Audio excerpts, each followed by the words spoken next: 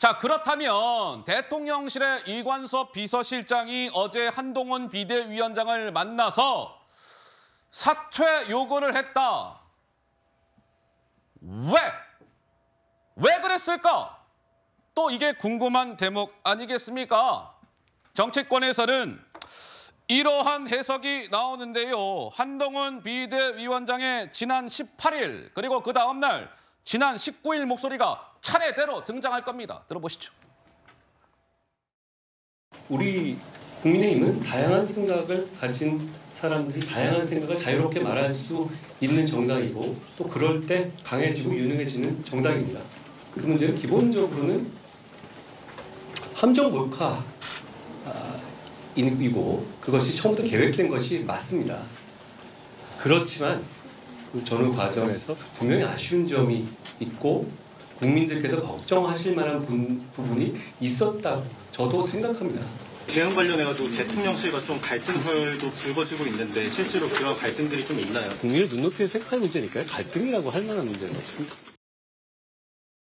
자, 그러니까 이른바 김건희 여사의 그 명품백 수수 논란과 관련해서 한동훈 비대위원장이 지난 18일과 지난 19일 이렇게 이야기를 한 것과 관련해서 여권에서는 이런 얘기가 나오는 거예요. 김건희 여사 관련한 현안에 대응하는 한동훈 비대위원장에 대한 그 섭섭함 플러스 김경률 비대위원의 발언을 한동훈 비대위원장이 좀 브레이크를 걸어줬어야 되는데 제지하지 못한 것에 대한 불쾌감 이런 것들이 있었다.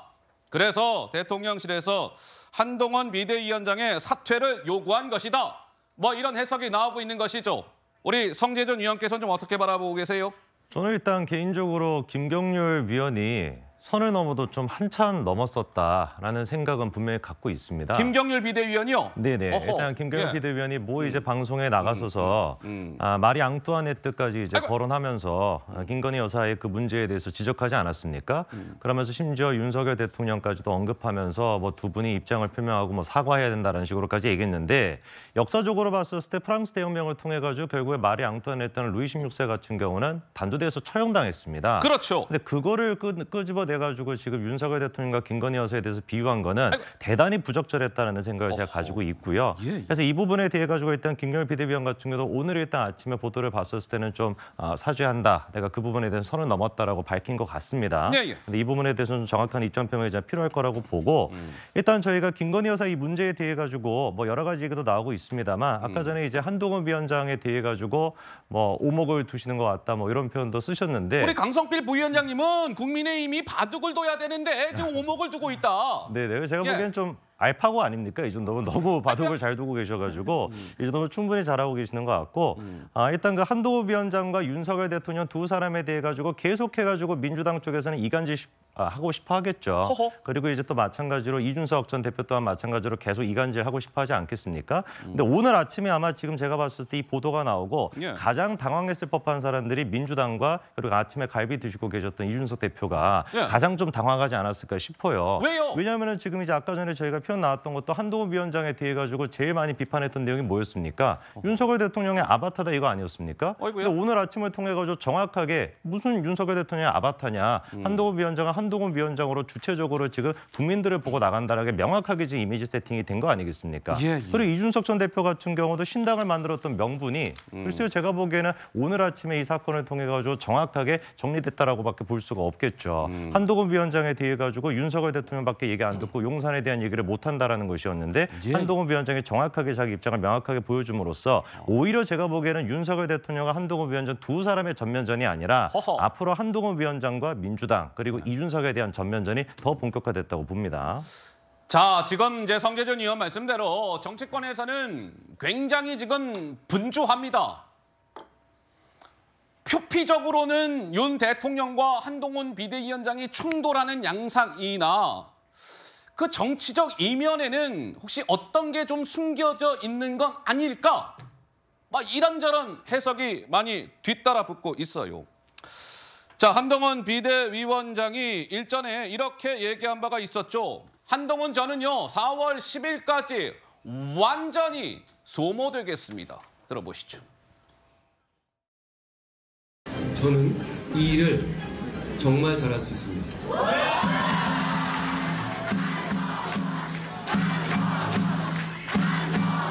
저는 무엇이 되고 싶은 사람이 아니었습니다. 저는 무엇을 이루고 싶은 사람입니다. 저는 이 직을 맡겠다고 생각하면서 4월 10일 이후에 제 인생을 생각하지 않기로 했습니다. 제가 국민의힘에 온다고 하니까 주변에 많은 해설가들이 저에게 너무 빠르다? 이미지를 그렇게 소모하면 안 된다? 너는 소모당할 것이다? 이렇게 충고하셨습니다. 저는 4월 10일까지 완전히 소모되겠습니다. 자, 그런데 이런 얘기도 있었습니다. 동아일보 보도에 따르면 한동훈 비대위원장이 일주일 전이었겠네요. 지난 15일 날 왜 중진 의원들과 점심 식사를 함께 했는데 그 이후에 한동훈 비대위원장이 측근들에게 이런 얘기를 했답니다. 4월 10일 총선 이후에 한동훈 내 인생이 좀 꼬일 것 같아. 이렇게 얘기를 했다는 거예요. 그래서 나오는 얘기는 그때부터 한동훈 비대위원장이 이미 김건희 여사와 관련해서 이 용산과의 물밑 힘겨루기 속에 좀 스트레스를 받았던 것 같다. 뭐 이런 비하인드 스토리가 동아일보 보도를 통해서 전해진 가운데 오늘 한동훈 비대위원장이 기자들의 질문을 당연히 많이 받았습니다. 기자들이 한동훈 비대위원장에게 또다시 질문 들어갔어요. 거취에 대해서 어떻게 하실 생각이십니까?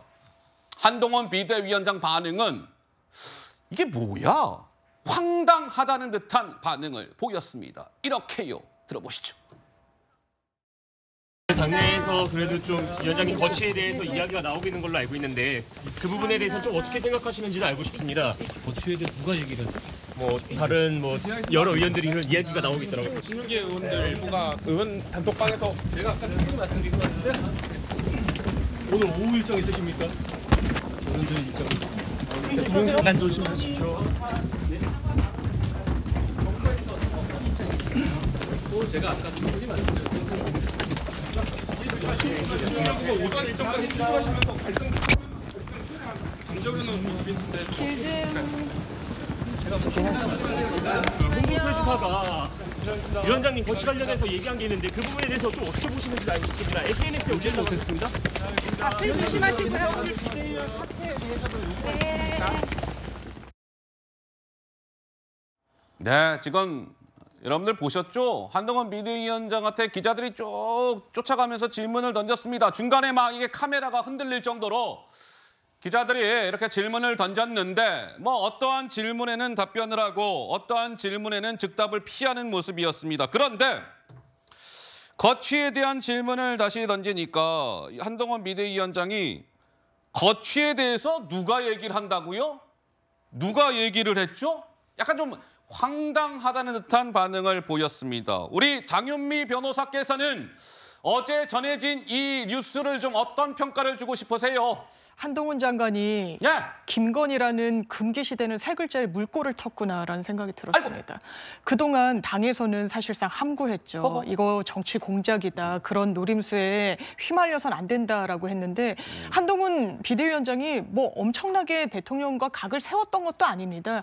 이런 워딩 정도예요. 전후 과정에서 분명 아쉬운 건 있고 국민들께서 걱정하실 만한 부분이 있다. 국민 눈높이에서 생각하겠다. 이 정도도 비대위원장이 말을 못합니까?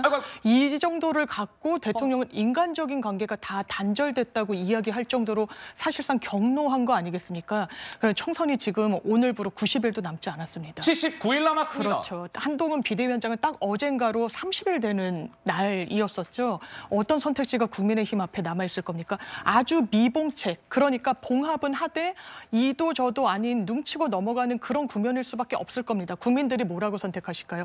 대통령은 본인의 부인, 아내를 보고 정치하실 게 아니고요. 국민을 보고 정치하셔야 됩니다.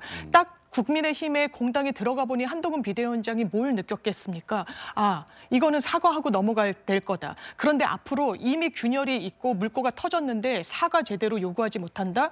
그러면 한동훈이라는 정치인의 미래 없을 겁니다. 특검 마찬가지입니다. 이 부분 그냥 통과시키십시오. 그래야 한동훈의 정치적 미래가 열릴 겁니다. 서 변호사님. 지금 이제 윤 대통령이 뭐 개인적으로 이제 부인을 보호하기 위해서 이런 게 아닙니다.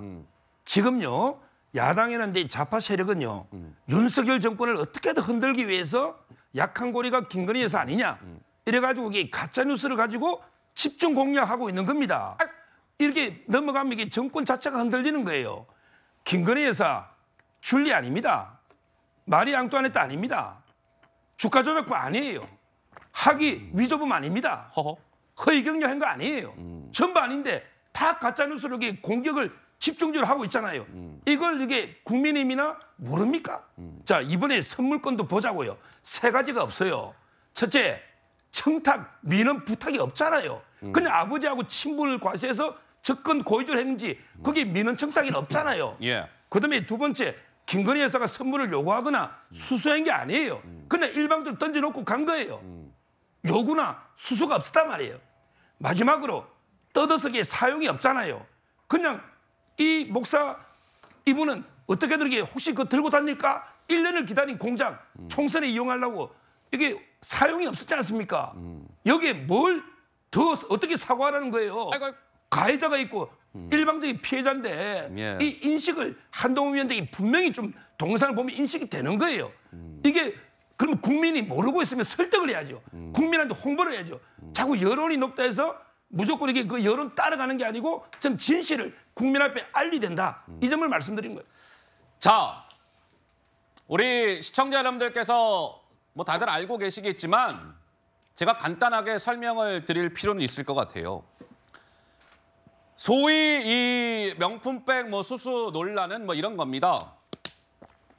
2022년 9월에 있었던 일이고 그때 이제 한 뭐 목사로 알려진 사람이 김건희 여사의 뭐 아버지의 인연을 얘기하면서 만나자라고 했고 그래서 2022년 9월에 김건희 여사의 서초동 사무실에서 그 목사가 찾아가서 만납니다. 그런데 이 목사가 백화점에서 뭐 명품 가방을 사고 하는 것들을 영상으로 다 촬영을 해놓은 거예요. 그리고 서초동 사무실에 들어갈 때 저는 지금 시계가 없지만 이 시계 몰카를 가지고 들어간 거예요. 그러면서 사는 장면부터 해갖고 전달하는 과정까지 몰카로 다 찍은 겁니다. 그리고 그 이후에 인터넷 매체 서울의 소리를 통해서 공개가 된 거 아니겠습니까? 따라서 대통령실에서는 이거는 기획된 함정 몰카다 이렇게 주장을 하고 있는 것이고 김건희 여사는 그 가방을 받아갖고 사용을 했다 그런 게 아니라 뭔가 좀 이상해서 부속실을 통해서 돌려줬다. 사적으로 사용한 바가 단 한 번도 없다. 뭐 이런 겁니다. 크게는. 이걸 두고 지금 논란이 일고 있는 것이죠.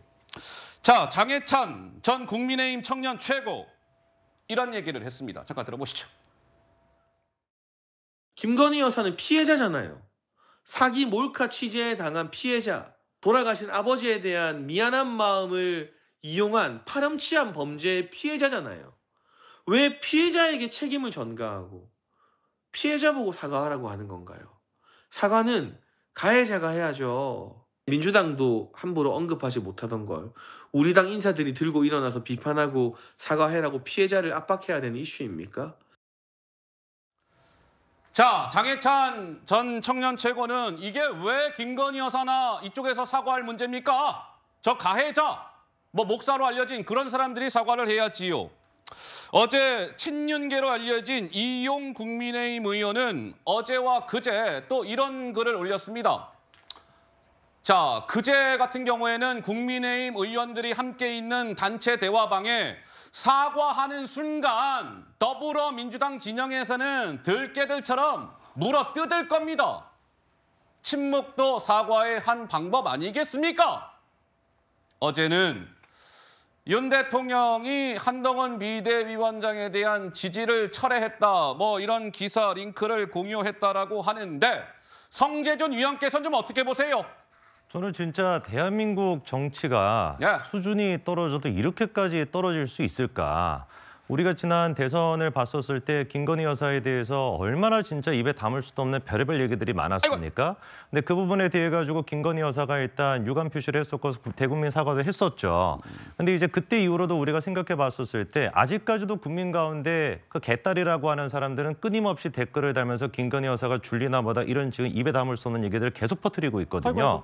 이 지금 김건희 여사의 그 파우치와 관련된 문제는 아까 전에 얘기가 나온 것처럼 간단한 겁니다. 피해자인 거예요. 김건희 여사가 그런 어떤 조작 그리고 어떤 사기라고 할 수 있는 그런 말도 안 되는 그런 정치적인 수법에 당한 피해자인 겁니다. 아무리 대한민국 정치가 수준이 떨어진다라고 할지라도 어떻게 피해자한테 사과를 하라고 얘기할 수가 있겠습니까? 네. 저는 그래서 만약에 이제 뭐 정치권에 있는 뭐 그 페루나 같은 사람처럼 페루나가 아니고서야 김건희 여사 입장에서 아니 뭐 자기 아버지랑 그렇게 오랫동안 알고 지냈다라고 하고 그래서 와가지고 인사라도 좀 하겠다라고 하는데 그걸 어떻게 거부를 할 수가 있겠습니까? 그리고 우리가 팩트를 생각해 봤었을 때 그 파우치라고 하는 걸 받아가지고 김건희 여사가 사용한 적이 없어요.